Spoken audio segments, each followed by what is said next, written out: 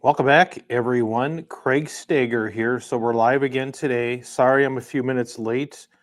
I had another appointment run late. I think I'll be able to do this in about 20 to 25 minutes or so. You can ask me anything today, as always, but today I wanted to break down what are the six most common parts or components of most auto insurance policies. I'll be surprised if most of you know all of them. You probably know a few of them, but let me go through them so that you understand what you pay for every month or every 6 months or a year, however often you buy auto insurance. Just yesterday, my wife and I were talking because we got the bill for our next auto insurance, which is due at the end of this month, and I try to practice what I preach. We have a lot of insurance.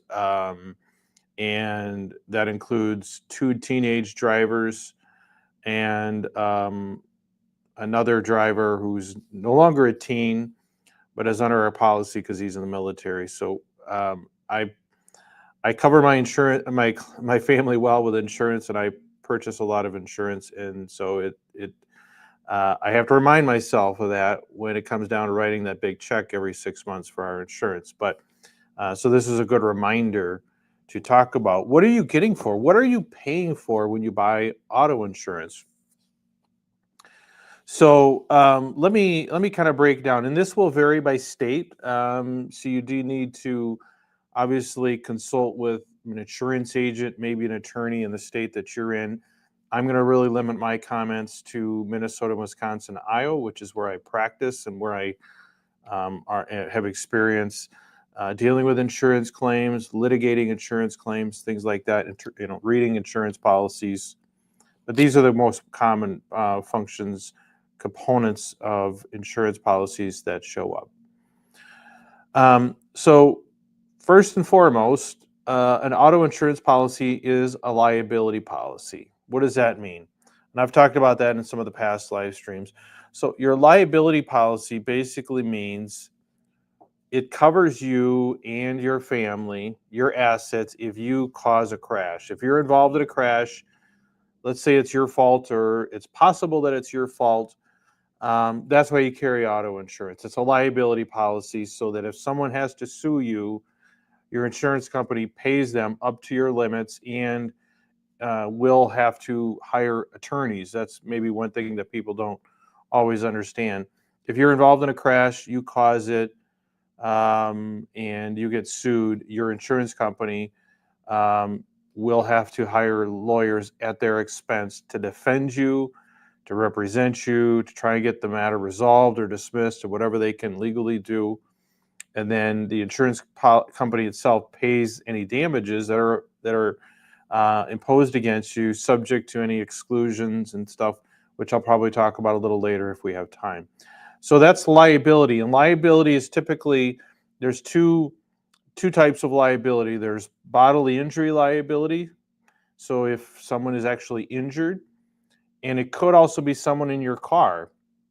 It doesn't have to be someone outside your vehicle. It can be pedestrians, could be occupants of another car, could be someone driving a tractor. Anyone that you injure while you're driving your motor vehicle on a roadway and they get injured, you have bodily injury liability for them. At least you should under your policy. And you also have bodily injury liability in most states for anyone else in your vehicle. So let's say you're driving and it's a single vehicle accident. You go into the ditch, you roll over, something bad, and the passengers in your vehicle are injured. Even if they're your family members, are most likely entitled to liability coverage against you. Now, Iowa is one of the few states that I've seen that actually allows the insurance company to exclude coverage for members of your household. And then there can be other ways around that, but just be mindful of that. But as a general proposition, bodily injury liability is one of the key components, if not the key reason why you have auto insurance in the first place. You also have a certain amount of property damage liability. Now that could be if you get in a wreck and you damage someone else's vehicle, it will pay for the damage to their vehicle, repairs or replacement if it's totaled, up to whatever your limits are in your policy. It could also include other things. It could, let's say you fall asleep at the wheel and you drive through and you take out someone's fence or their mailbox, or you crash into their house or something like that. Again, that's where the property damage liability limits under your liability policy are going to come into play. So that is kind of the key the key component of most insurance policies. And in most states where there's mandatory insurance, it usually involves this. It usually involves mandatory limits of liability. Other stuff can tend to be optional, but if insurance is required in a state, it typically starts with liability limits, usually bodily injury. Maybe there's mandatory minimums for property damage, but that's kind of the nucleus of an auto insurance policy is liability coverage, property, and bodily injury. So a second kind of key component to a lot of policies, but not all policies, is collision coverage. So what's collision coverage? Collision is if your vehicle is damaged in a crash. Now, it could be because someone else caused the crash. It could be because you caused the crash. Maybe you, to give the example before, maybe you fall asleep at the wheel, you go off the road, you go through someone's fence, your vehicle's damaged. Collision is going to cover that up to typically the fair market value of the vehicle or the cost to repair, whichever is less. That may vary by state, but that's pretty common in the Midwest where I practice. One thing to keep in mind is the fair market value of the vehicle, especially if you have a loan, especially if you recently bought the vehicle. If you're in the first year or two of a loan, there's a decent chance that the amount that's owed on your vehicle is more than the fair market value, just because of the depreciation that goes on and the fact that you're paying a lot of interest on your auto loan on the front end of the loan. And so that's where gap insurance comes in. So collision coverage typically covers damages or the value of the vehicle up to the fair market value of the vehicle, not to the extent that money is actually owed on it. That's where gap insurance needs to come in if you're going to have that. So that's collision damage. It could also be no one's fault. Let's say a deer hit. The deer crashes are very common here in Wisconsin, and so a lot of times cars are damaged with that. That's where collision coverage becomes important. And typically collision coverage is going to be required by the bank or credit union, whoever loaned you the money for the car. As long as they have a loan on it, they're going to have a secured interest in that most likely, and they're going to require you to carry that insurance. And if you don't, I can tell you, most lenders are going to have a provision in their policy that if they get evidence that your insurance has relapsed, they have their own insurance they add on to it, and it's extremely expensive, like way, way more expensive than any insurance that you could purchase yourself. So don't let your insurance lapse on your vehicle if you have a loan on it. You'll find a way to make those insurance payments because you don't want that insurance canceled if at all possible. So third coverage is what is comprehensive, and it's sort of related to collision damage, but it's for damage to vehicle that doesn't actually involve a collision. Maybe your vehicle is stolen. Maybe it's vandalized. Maybe a tree falls on it in a storm. The deer is probably more of a comprehensive than a collision thing, but those kinds of things, that's also something that you want to have. And especially if you have a loan on the vehicle, but even if not, even if the vehicle is worth quite a bit of money, if you don't have collision or comprehensive coverage on your vehicle and it gets destroyed, you're out of the value of the vehicle, and now you get to go shop for another one. So it's generally a good idea to have that kind of coverage if the vehicle is worth anything at all unless you're very comfortable with the risk that if it gets damaged, you got to go out and buy another one. So that's the third. What did I say? Liability, collision, and comprehensive, right? So the next one is, and this doesn't apply in all states, but it's PIP coverage, personal injury protection, PIP, PIP. Or a lot of states call it no fault. No fault is, as the name suggests, is a type of coverage available even if someone causes the crash themselves.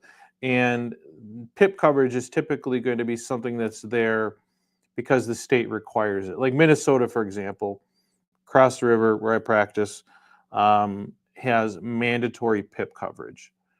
I believe it is $20,000 of medical expense coverage and $20,000 of lost wages.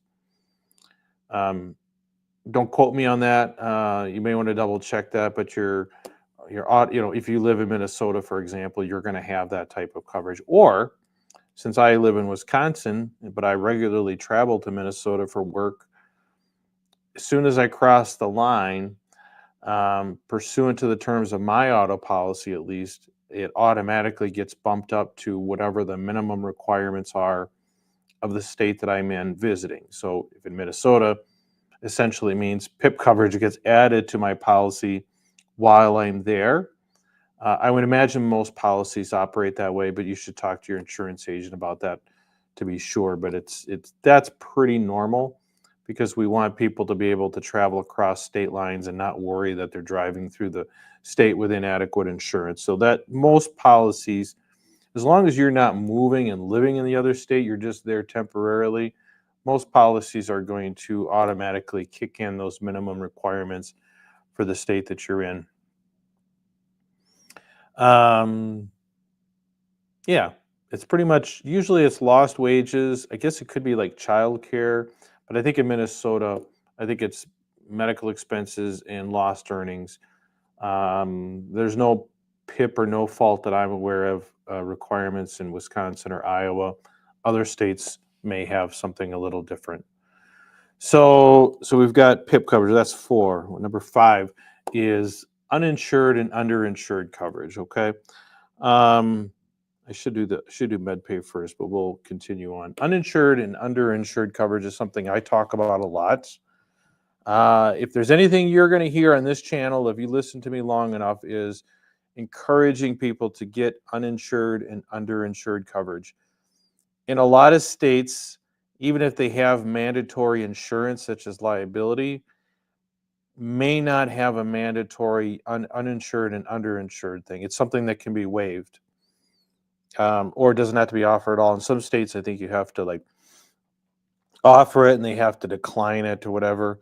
But please don't decline uninsured and underinsured motorist. If you can't afford it, consider shopping around or doing something different, because uninsured and underinsured motorist coverage is that thing that really protects you from other drivers out there who aren't as careful as you and maybe don't have insurance, maybe don't have assets, things like that.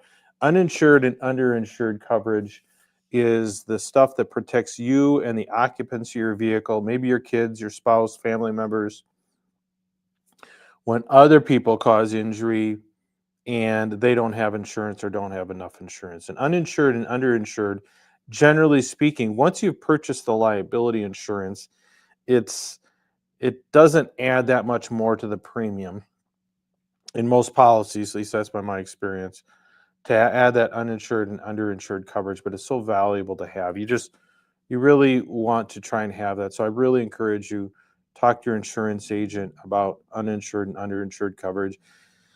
And there could be different ways to increase that.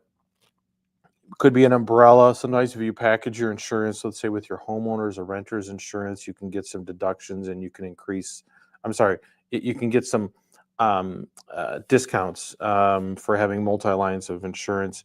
There's ways that you can get that, but you can add a lot of extra uninsured and underinsured coverage without a ton of money. If you talk to your agent, if you shop around. Some examples also, which aren't all that uncommon, is, let's say, a hit and run. So let's say someone runs you off the road or hits you, and then they take off and you could never identify who they are. That's considered an uninsured vehicle. Now, that can depend on the language of the policy. There is this concept called the phantom vehicle.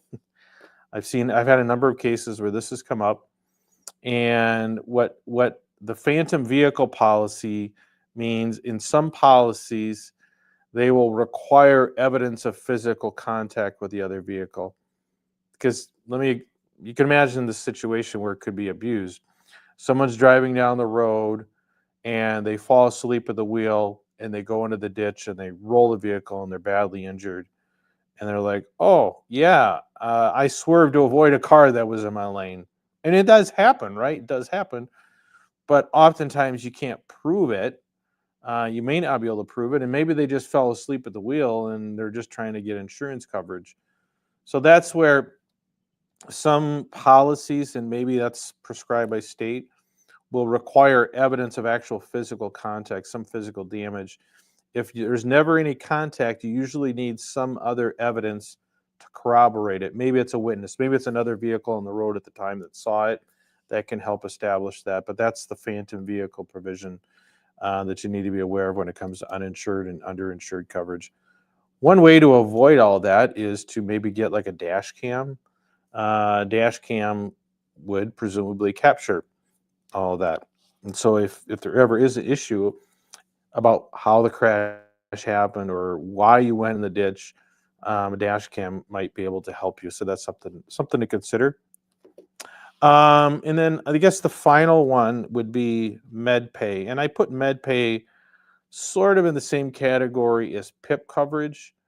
It kind of does the same thing, except that PIP coverage deals with medical care and things like lost wages, whereas MedPay is just medical expenses, and it typically is in those states where no fault isn't required.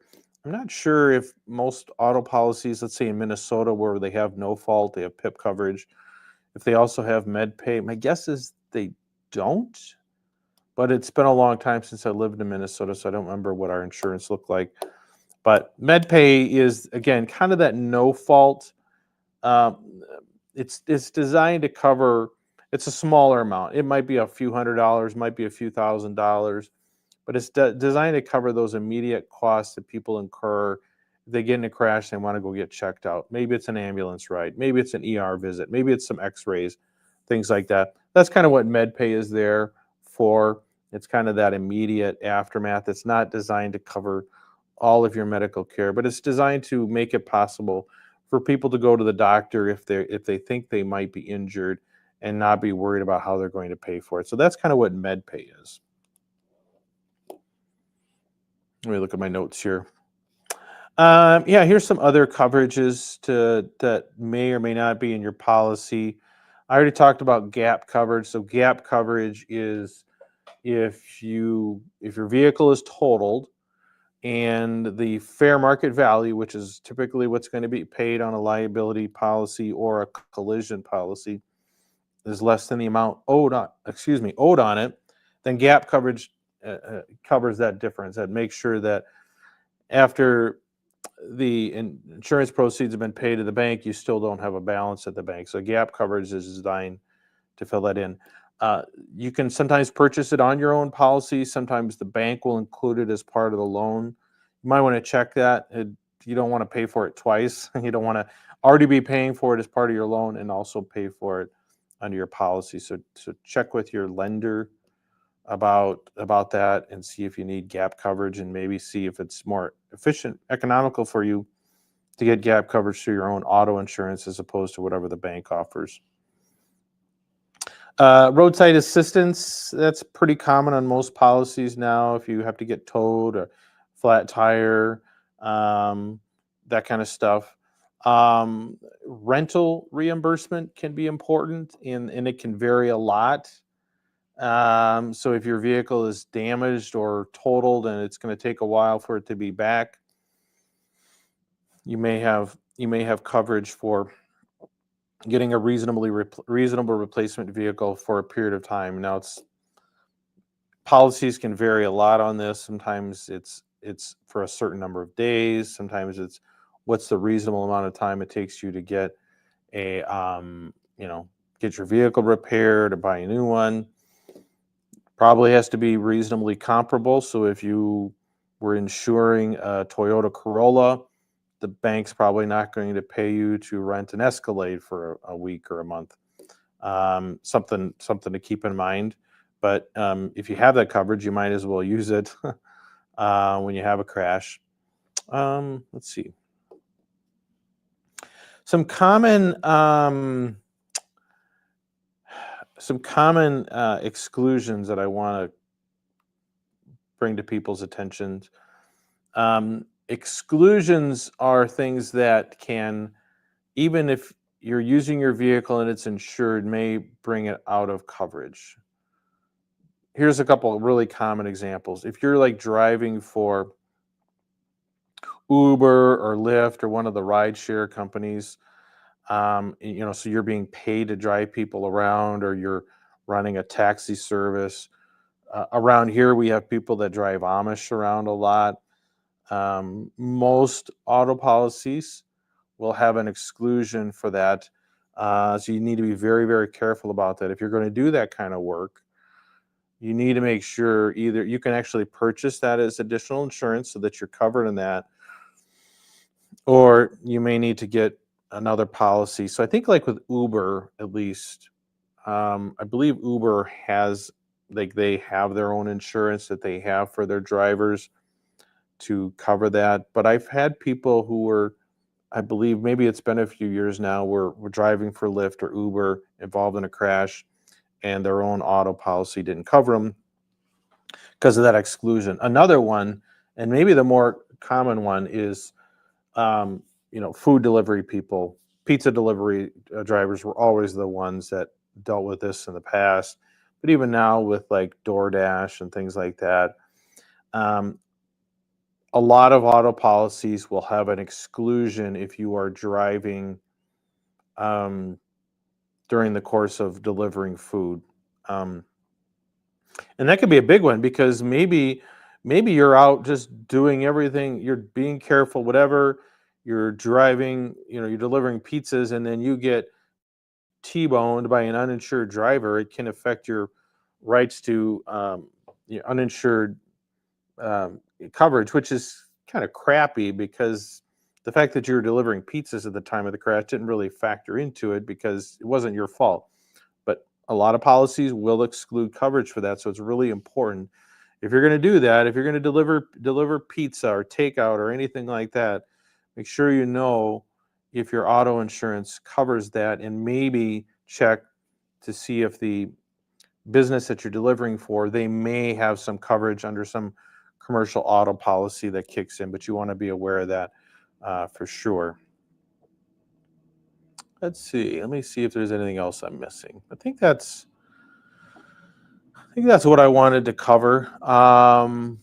You know, Auto insurance is one of those necessary evils. I don't enjoy paying it, but having seen too many people, I mean, I deal with people all the time who are injured in crashes, and they're either dealing with their own insurance or the other driver's insurance. I understand um, firsthand how important it is to have insurance and have adequate insurance. Um, Saving a few bucks on your auto policy can really make a huge difference if you or your family member is involved in a crash. So I really encourage people, talk to your insurance agents, see what it would cost. It may not be as expensive as you think to bump your insurance, let's say from 100,000 to 250,000, or 250 to half a million, or maybe even $1 million. Once you have that first level, let's say of 100,000 or whatever, it typically doesn't cost that much more to get additional levels of insurance, significant amounts of additional insurance. And so don't be afraid to have those conversations, shop around. if you got your insurance when you're just, let's say, just out of high school, just out of college, not making a lot of money, you're just trying to get the minimum. Don't forget about that, and then once you get established and you're making more money, don't, check in with your insurance agent. They may not always check in with you.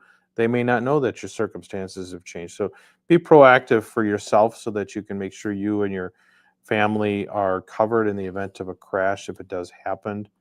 So, yeah, so that's what I wanted to cover today. I do talk a lot about insurance, but insurance is important, and it's something that we pretty much all have, and may not really think about it too much about um, what it actually entails. So I hope that's helpful. If you have any questions about any of that, feel free to leave a comment in the leave a comment, and if I can answer it, I'll answer it in the comments section or maybe in another video.